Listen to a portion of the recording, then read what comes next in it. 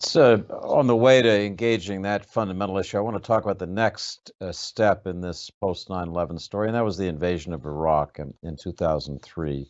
You had been talking about this with President Bush since at least the summer of 2002.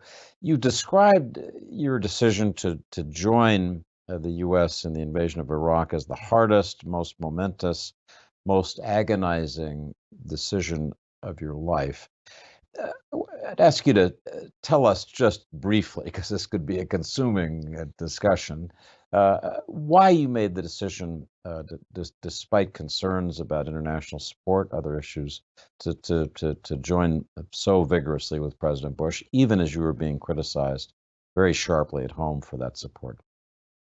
So it was a really difficult decision, and let me just explain my reasoning. I go back to what I said right at the very beginning in answer to your first question. Our fear was, and I think this is still a legitimate fear, by the way, with this terrorism today, our fear was that because, as I said, these people would have killed many more people if they'd been able to, the worry was always that they got their hands on chemical, biological weapons that could do, or even some form of nuclear device where they could do vast damage.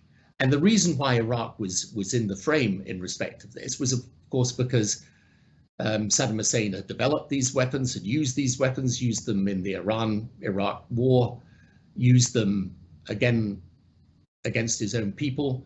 And so that was the reason for it. However, obviously, there was a much less strong international coalition.